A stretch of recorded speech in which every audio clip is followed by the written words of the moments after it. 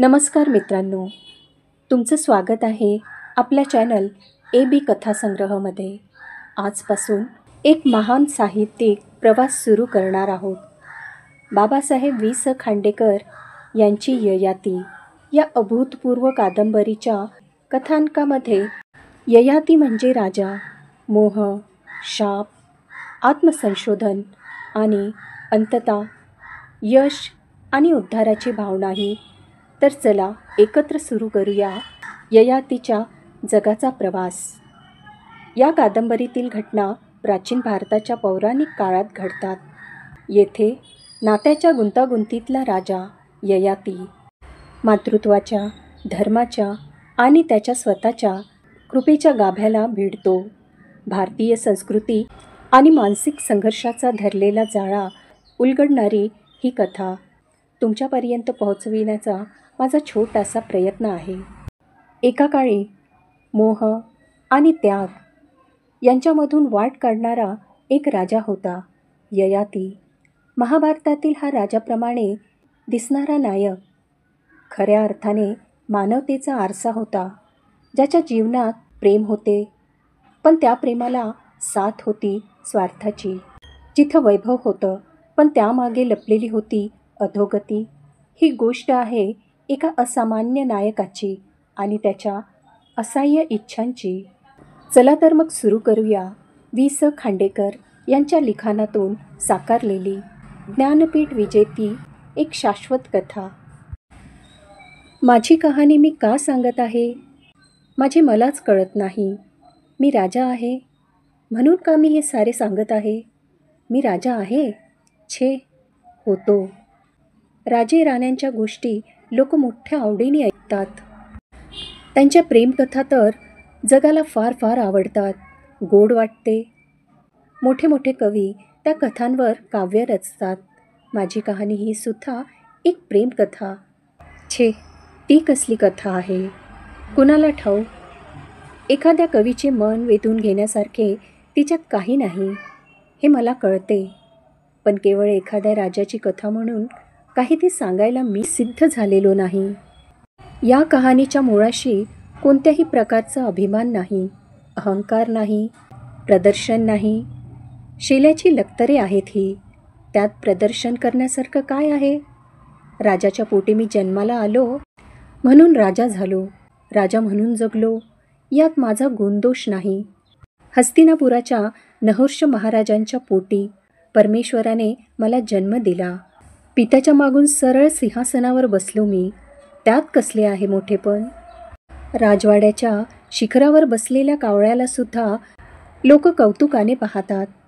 राजपुत्र न होता ऋषिकुमार झालो असतो तर माझे जीवन कसे झाले असते? शरद ऋतूतल्या नृत्यमग्न चांदण्या रात्रीसारखे की शिशिरातल्या अर्ध्या रात्रीसारखे?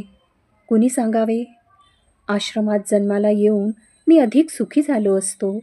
छे, या प्रश्नांची उत्तरं शोधून शोधूनही मला मिळत नाही. एक गोष्ट मात्र राहून राहून मनात येते. कदाचित माझी जीवन कहाणी अगदी साधी झाली असती, एखाद्या वाल्मिकीसारखी. अनेक रंगांनी आणि विविध भाग्यांनी नटलेल्या राज्यस्तराचे रूप तिला कधीच आले नसते, पण त्या स्तराचे सारेच रंग काही मला सुखद वाटत नाही. असे असूनही माझी जीवनकथा सांगायला मी प्रवृत्त झालो आहे. ते का? या प्रवृत्तीच्या मागे कोणती प्रेरणा आहे? जखम उघडी करून दाखवली म्हणजे माणसाचे दुःख हलके होते. कुणी जवळ बसून विचारपूस केली की आजाऱ्याला बरे वाटते. आपुलकीच्या अश्रूंनी दुर्दैवी माणसाच्या मनातला वणवा विझतो. मला सुद्धा ते अश्रू हवे आहेत का? ते काही असो, एक गोष्ट सत्य आहे, या कहाणीने माझे मन भरून गेले आहे, आषाढ्यातल्या ढगाळ आभाळासारखे. रात्रंदिवस मी विचारच करीत आहे. ही कहाणी ऐकून एखाद्याला आयुष्याच्या मार्गातले खाच खळगे दिसतील, त्याला मी वेळेवर सावध केल्यासारखे होईल, अशी कल्पना मनाला सुखवून जाते. पण ते क्षणभरच, लगेच माझे मलाच वाटते हे शुद्ध आत्मवंचना आहे. गुरुपत्नीच्या मोहाने कायमचा कलंक लावून घेणाऱ्या चंद्राची कथा कुणाला ठाऊक नाही. अहिल्याच्या सौंदर्याने वेडावून गेलेल्या इंद्राला सहसर भंगाचा प्रसाद मिळाला. हे काय जगाला माहीत नाही? जग चुकते, त्या चुकाविषयी ऐकते, पण शिकत मात्र नाही. प्रत्येक मनुष्य आयुष्याच्या शेवटी थोडासा शहाणा होतो, पण तो दुसऱ्याला लागलेल्या ठेचाने नाही, तर स्वतःला झालेल्या जखमांनी. हे मनात आले म्हणजे वाटते कशाला सांगायची ही आपली विचित्र कहाणी. वेलीवर पुष्कळ फुले फुलतात, त्यातली काही देवी देवतांच्या मूर्तीवर विराजमान होतात, त्यांना भक्तीने नमस्कार मिळतात.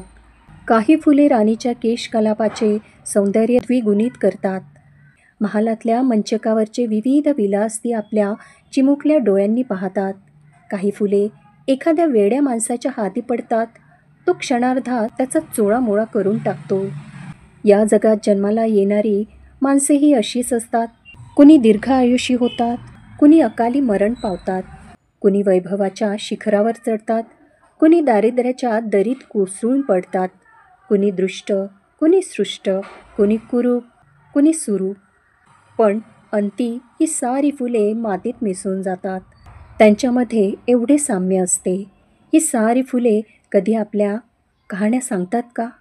मग माणसाने आपल्या जीवनाला इतके महत्त्व का द्यावे? मागे किर्र रान, पुढे गर्द अरण्य, असे आहे हे जीवन. अज्ञाताच्या अंधकारात तर ते अधिकच भयान भासते. कुठल्या तरी चांदण्यांचा मिणमिणणारा प्रकाश अधूनमधून या अरण्यातल्या पाऊलवाटेवर येऊन पोहोचतो. या पाऊलवाटेवरून होणाऱ्या माणसाच्या प्रवासाला आपण जीवन म्हणतो. माझ्या या प्रवासात वर्णन करून सांगण्यासारखे काही थोडेसे घडले आहे. कदाचित हा माझा भ्रम असेल, पण मला तसे वाटते खरे. बालपणीचा ययाती, कुमारवयातील ययाती, यौवनात पदार्पण करणारा ययाती आणि प्रौढ झालेला ययाती, हे सारे एक होते. पण आजचा ययाती त्यापेक्षा थोडा निराळा झाला आहे. त्याच्याच शरीरात तो राहत आहे, पण त्यांना जे दिसत नव्हते ते त्याला दिसू लागले आहे. सर्वांनाच अगदी अंधुक का होईना दिसावे, म्हणून स्वतःची कहाणी सांगायचा मोह त्याला अनावर होत आहे. लहानपणीच्या आठवणी किती नाजूक, किती मोहक, पण किती बहुरंगी असतात.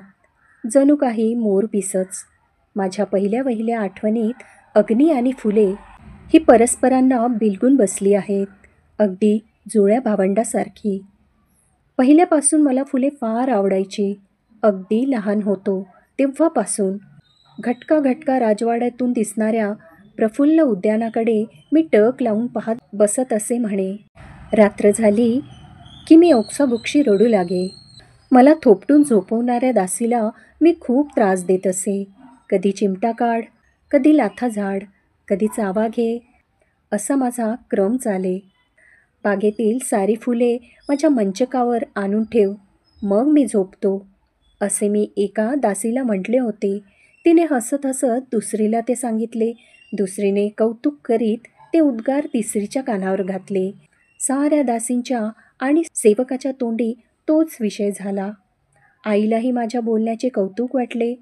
बाबांच्या पुढे मला उभे करीत ती म्हणाली, आमचा बाळ मोठा कवी होणार हं. बाबा तुच्छतेने हसले आणि उद्गारले, कवी? कवी होऊन काय मिळणार आहे ययूला? कवींनी जगातल्या सौंदर्याचं वर्णन तेवढं करावं, पण त्या सर्व सुंदर गोष्टींचा मनसोक्त उपभोग केवळ वीर पुरुष घेऊ शकतात. आपला यऊ श्रेष्ठ वीर झाला पाहिजे. त्यानं 1 नि 2 नाही 100 अश्वमेघ करायला हवेत. आपल्या पूर्वजांपैकी पुरखा महाराजांनी उर्वशीसारख्या अप्सरेला आपल्या भजनी लावलं होतं. मी स्वतः देवांचा पराभव केला आहे. इंद्रपदावर आरूढ होण्याचा आनंद उपभोगला आहे. ही परंपरा यऊने चालवायला हवी. बाबांचे हे सर्व संभाषण मी ऐकले, पण तेव्हा त्यातले मला काय कळले असेल देव जाणे. पुढे मोठेपणी माझ्या पराक्रमाचे कौतुक करताना आई बाबांच्या या बोलण्याचा उल्लेख करी. त्यामुळे त्यातला शब्द मला पाठ झाला. अग्नीची आठवण अशीच आहे. आई ती वारंवार सांगे. माझे धनुर्विद्येचे शिक्षण संपल्यावर बाबांनी वर्षभर मला एका आश्रमात ठेवण्याचे ठरविले.